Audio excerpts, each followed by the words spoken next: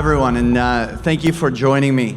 And all of you have spent the last little while listening to a lot of different companies telling you the story of why their company is really good.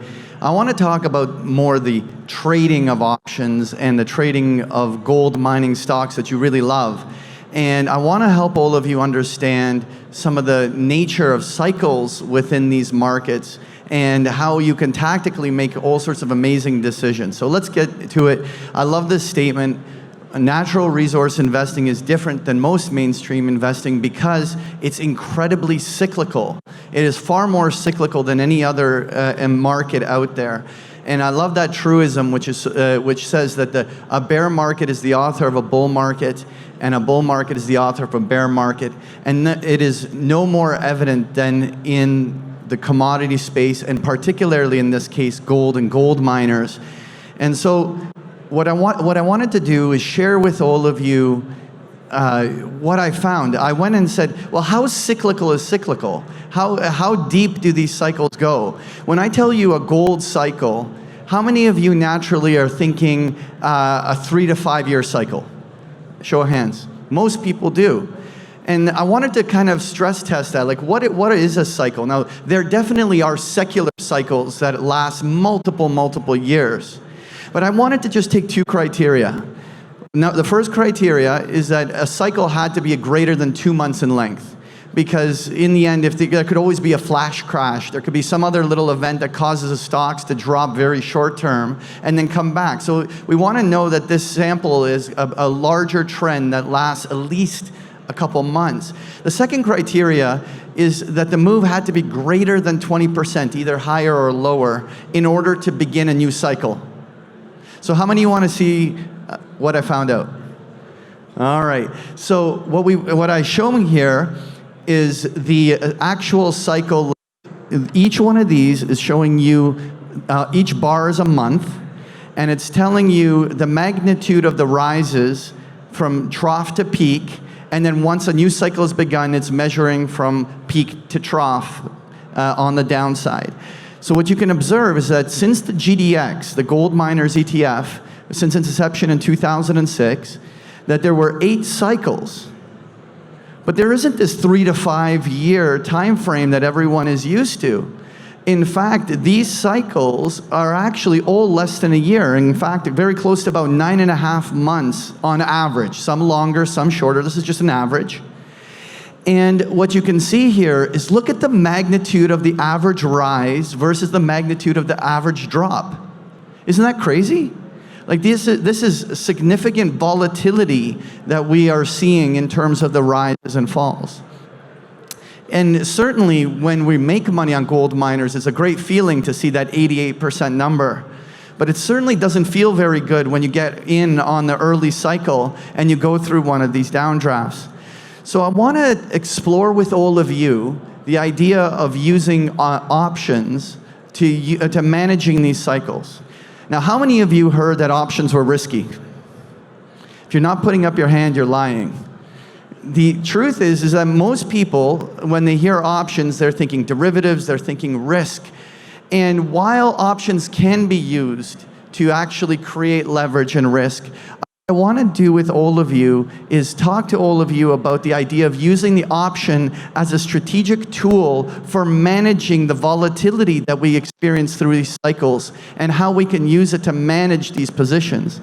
So what I want to talk to you about first is what is an option. I'm going to focus specifically on one type of an option. It's called a call option. And a call option is a contract that gives me the right to buy a stock in the future as opposed to buying it today. So when I buy the stock today, the TMX shares, I'm buying the shares and owning them physically. But I can enter a contract that says, over the next 1 year, I'm securing a guaranteed price of, let's say, $29 to buy the GDX shares, and I have an entire year to decide if I want to buy them or not. Now, when I enter one of these contracts, that sounds almost too good to be true, but it actually costs money to buy a call. So you're paying a premium right to be able to actually buy or secure the right to buy the stock at some point in the future. So one of the key takeaways is that what happens when you own the option, you get this feature called delta and gamma. You're getting this gamma within the option, which is the fact that the more you are right, the more the option behaves like the stock. And therefore, the more you are right, and more money you make on the upside.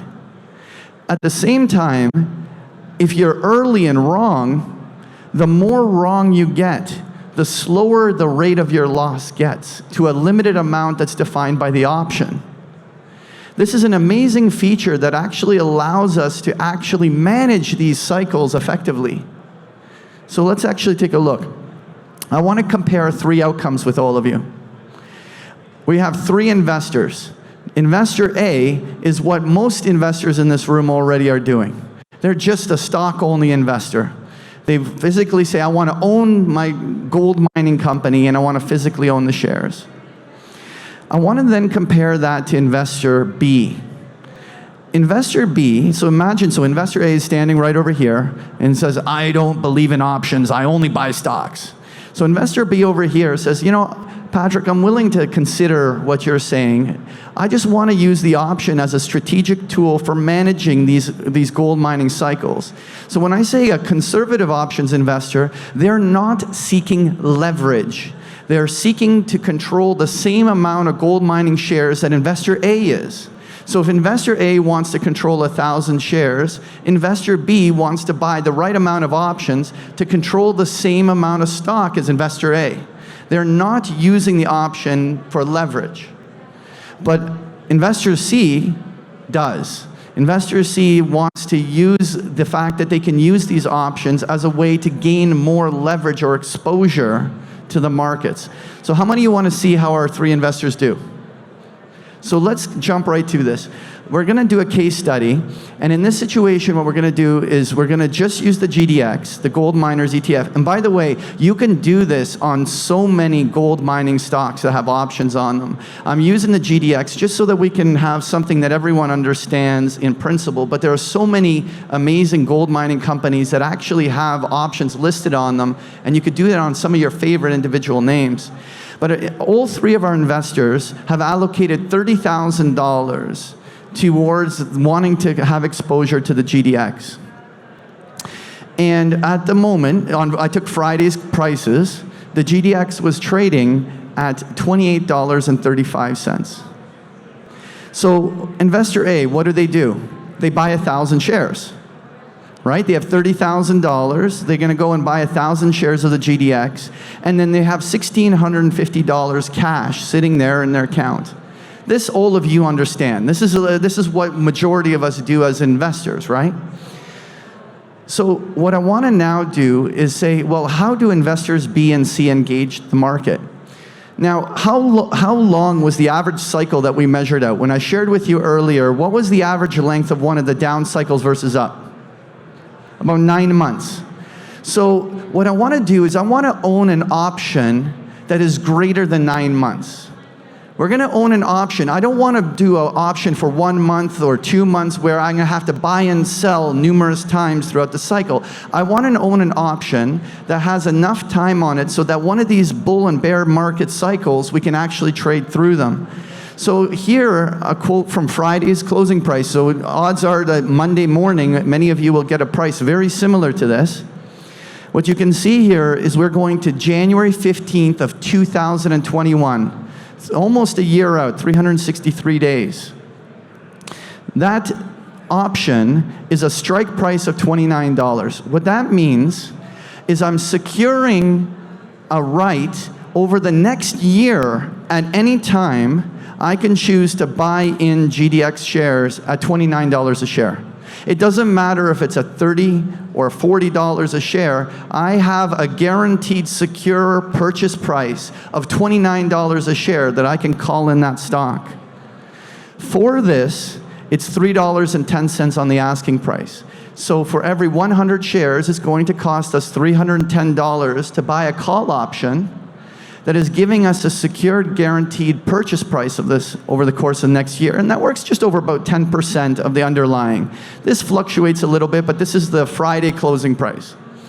So let's do an example of what Investor B chooses to do. Remember, Investor B was just conservative. They didn't want to be leveraged.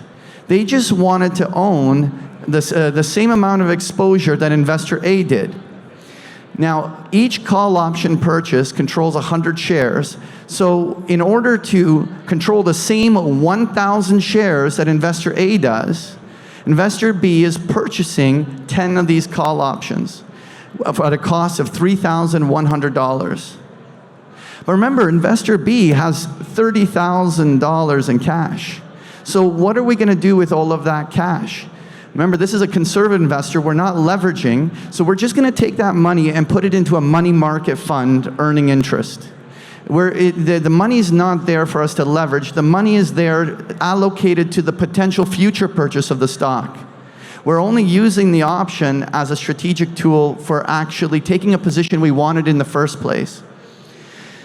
Now, if I exercise my right to buy 10 contracts at $29, I have the ability to buy $29,000 of GDX. This is a contractual right that I have that I can at any time take advantage of.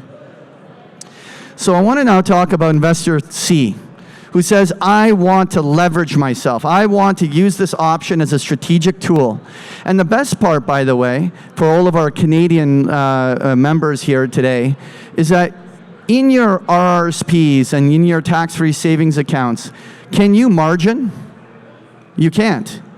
But you can buy call options. So in fact, those that are in their retirement accounts and so on, seeking to actually attain some degree of leverage, can actually use an option strategy like this to juice up their returns. Now that's not appropriate for everybody, but I just wanted to let you know that it's available to you as a choice. Now, our investor wants 150% of the exposure that investors A and B did. So instead of wanting to control 1,000 shares, our investor wants to control 1,500 shares of exposure. So they choose 15 call options, which is equivalent of 1,500 shares, which costs $4,650. That leaves them with $25,000 of cash. And like Investor B, what is our investor going to do? Put the remaining cash in a money market fund. This is not to be allocated somewhere else. This is just cash that's earmarked for the future trading of this position. This Investor C is controlling $43,000 of gold.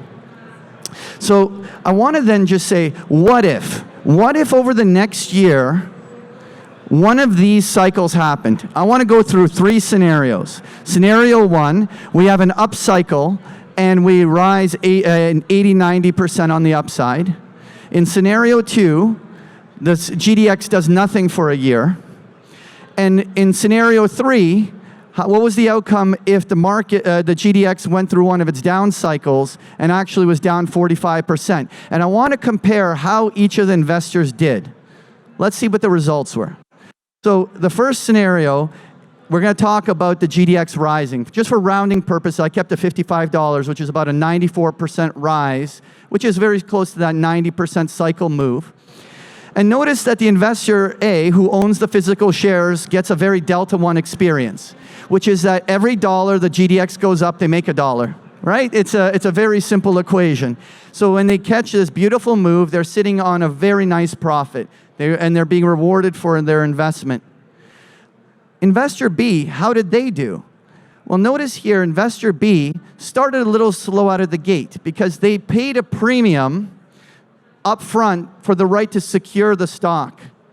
So they were behind the curve by at least $3,100, plus the fact that the purchase price was pegged at $29. But notice that when you catch an upward cycle, that Investor B still made a very lucrative return that is very comparable to Investor A. That's very important to emphasize, very comparable. They didn't seek the leverage of the option, but of course someone will tell you, well, they made on a $3,100 investment, made, a 700-800% return. But don't look at it that way. We wanted to just own the option instead of owning the shares. It's a tool that we're using to trade.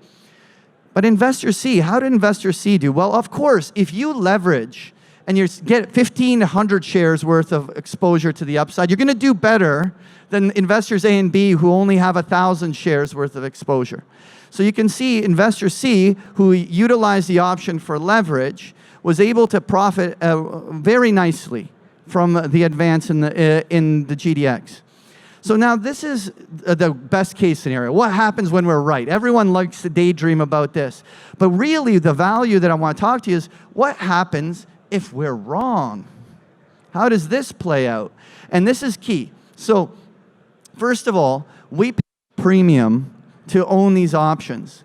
So under the scenario where the GDX does absolutely nothing for a year, the options are worthless and there is a loss.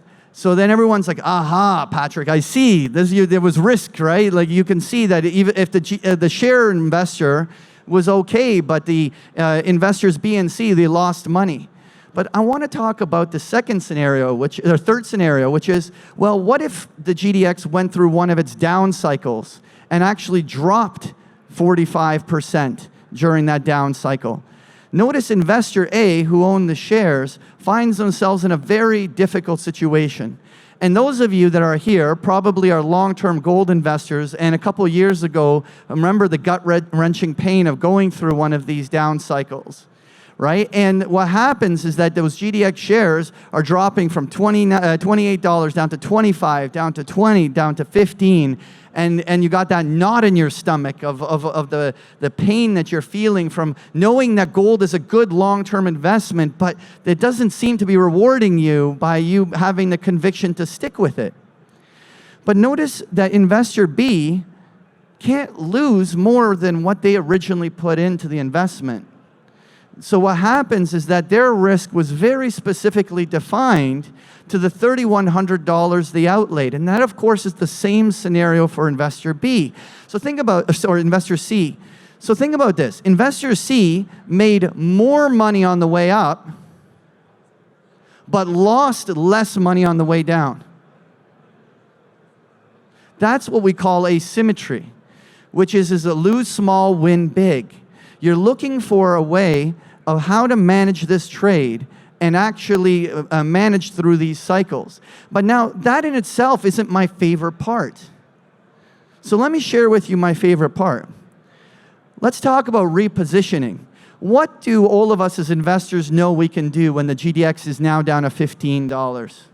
We do the dollar cost averaging, right? We're going to just buy more. But what is it that investor A has to do? They have to find new money to buy more shares. They have to go and make a new investment, a new opportunity, allocate money from somewhere else in order to try to dollar cost average their positions lower. They have no extra cash, and they have to be able to tactically figure out what to do. More importantly, after losing that much, how much is your appetite for dollar cost averaging? After seeing that gut-wrenching loss, most people don't have the appetite to buy more. But investors B and C are sitting on all of this cash in the money market. And like I demonstrated to you in the cycle, what happens after every down cycle? There's an up cycle. In fact, when the GDX is down there, there's an extraordinary opportunity to make money on the upside. And investor A has no appetite to reposition themselves and needs often 100% rally just to get back to break even. But investor B and C that is sitting with all of this cash are now buying brand new call options at $15, now having all of the upside of the GDX from 15, having limited and defined a specific loss on the way down for being early. What you want to understand with options is options don't have to be used for leverage and risk. Options can also be used as a strategic tool for helping manage these different cycles. And those investors that take the time to educate themselves on how options work and how you can use them to trade these cycles can use them to manage these different positions. So I invite all of you I right now have a live position on in the GDX, in the membership at Big Picture Trading. More importantly, I do this on a whole array of commodity stocks. We have a very similar position on Cameco in the uranium space, and in the energy space, we're doing a similar position on Occidental Petroleum. We have an array of these different strategies we use, and what we're giving all of you an opportunity is to get a complimentary 2-week access to Big Picture Trading, no strings attached, to see what we do and how we manage these positions. We have a booth at the opposite end at Kitco. We are signing people up for the complimentary access. All of you are welcome to come with your questions, ask me about all of these different things, and learn about what we do. So I look forward to seeing you there. Otherwise, those of you watching this online, you can check us out at bigpicturetrading.com. Thank you very much, everyone.